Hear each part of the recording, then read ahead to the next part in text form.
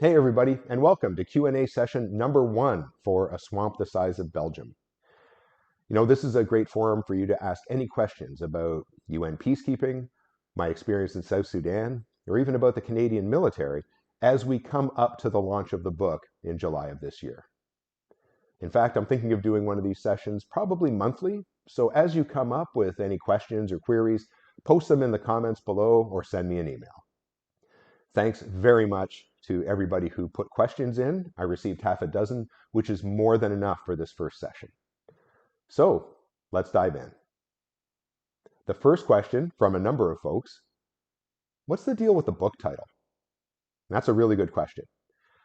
So I'll give you a kind of a roundabout, convoluted answer. In the center of South Sudan, there's an enormous wetland. In fact, it's the largest one in Africa. And if you look at a map of South Sudan, it extends from Bor, a city north of the capital Juba, up to the northwest to a place called Bentu, then east to near Malakal, and then back to the southwest to connect with Bor. And that giant triangle is called the Al Sud, and that's derived from an Arabic term for barrier or obstruction. And that really refers to the vast amount of reeds and water hyacinth that have stopped boats and actually prevented explorers from finding the source of the Nile, not only in the 1800s, but even in antiquity. Apparently, the Emperor Nero sent Roman soldiers south along the Nile, and the Al Sud stopped them there. It is a gigantic wetland. And in the rainy season itself, it expands to over 100,000 square kilometers, which is huge. In the dry season, it shrinks by more than half to about 30,000 square kilometers. 30,000 square kilometers is the size of Belgium. That's where I got the name. Second question, was I on Canadian rations? Yes and no. Yes, in that I deployed up to Malakal with 2 boxes of Canadian rations, which were to be used in an emergency if I couldn't get food from any other source. The reality was, as a military liaison officer, I was paid a per diem by the United Nations to basically sort myself out, and that included cost of food.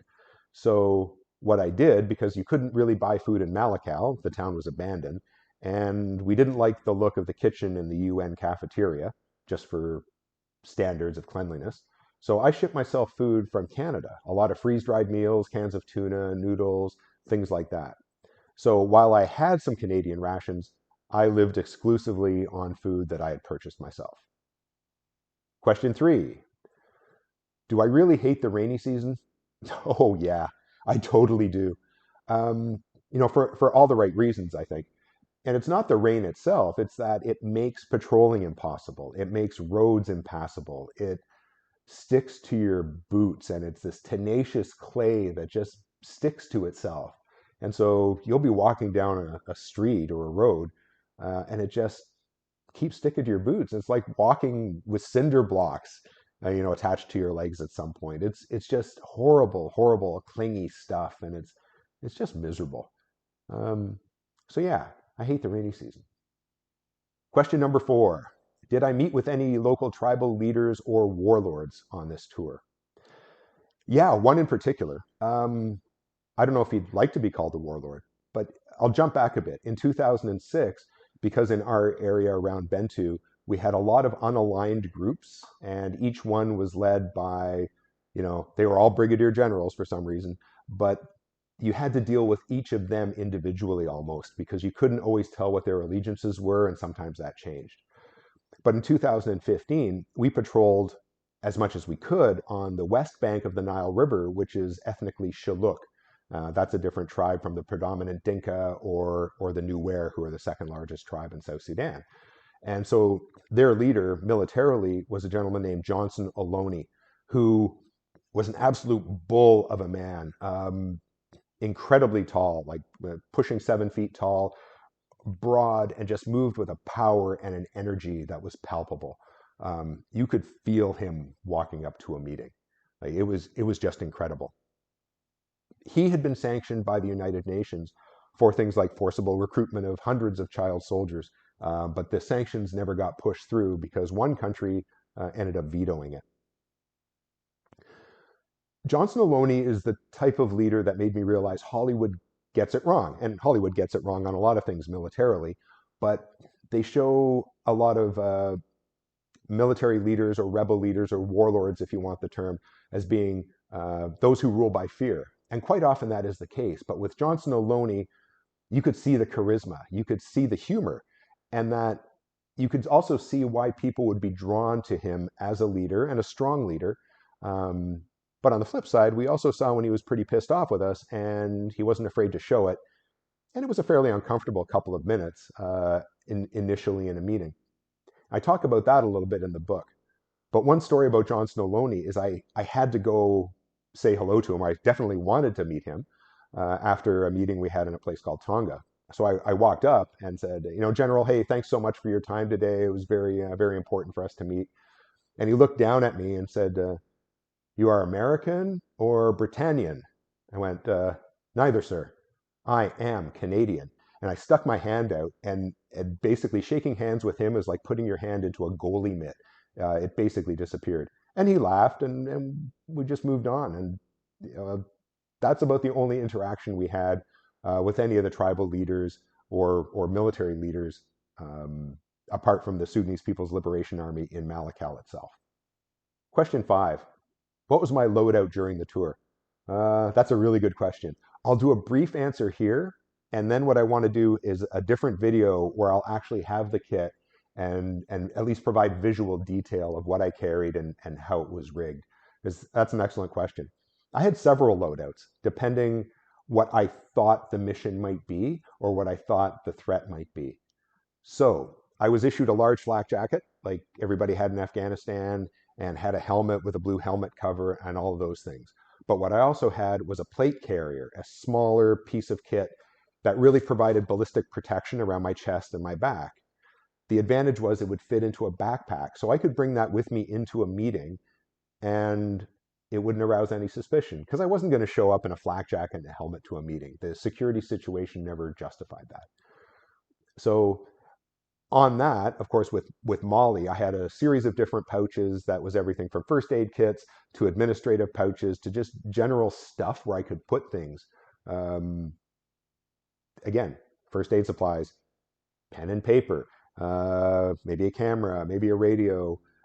So it varied depending on what I was going to carry. I also had a whole series of webbing from Tactical Tailor that was more of a war belt concept with a harness where, of course, water, canteen, first aid kit, magazine pouches, things like that.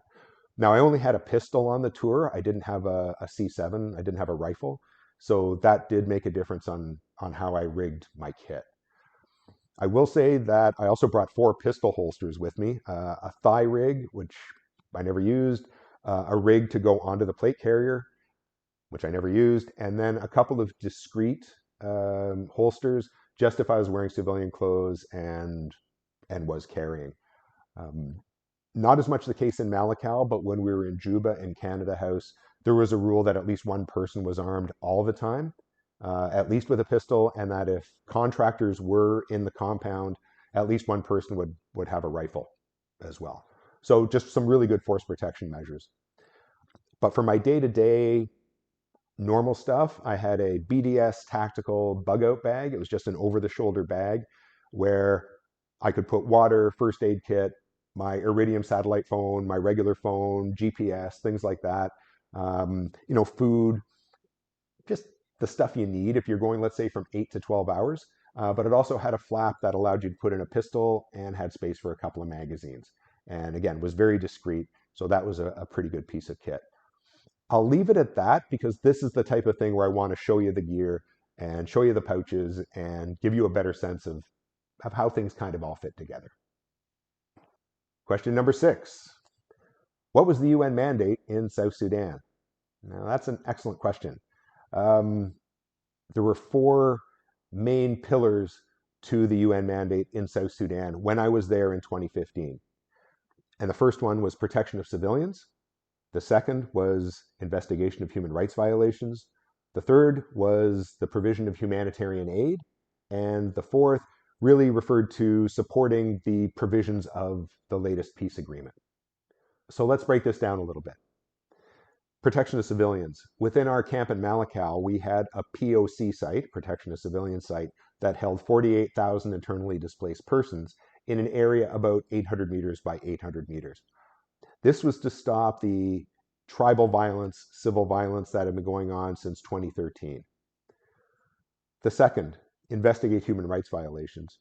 Human Rights Division, a group of civilians, did incredible dedicated work to investigate a lot of these human rights violations. As MLOs, I had some investigative training through the Peace Support Training Center here in Kingston, and I would assist where I could as they interviewed rape victims or looked for people who had been killed. So, we would help where we can or facilitate where we could on the military side to support these human rights investigations as they were ongoing.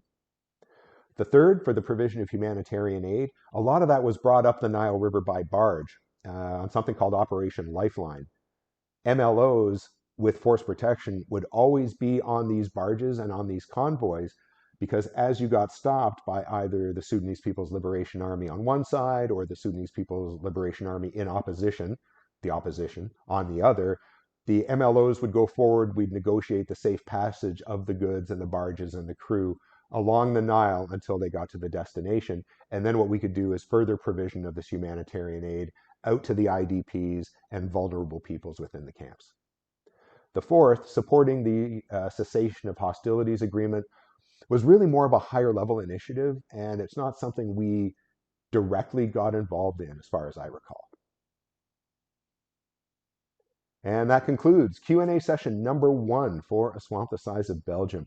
Thanks to everybody who sent questions in. I really appreciated it, and I hope you found it informative as well. Hit that like button, click subscribe, and stay tuned for more videos coming in on this channel. Take care. Bye-bye.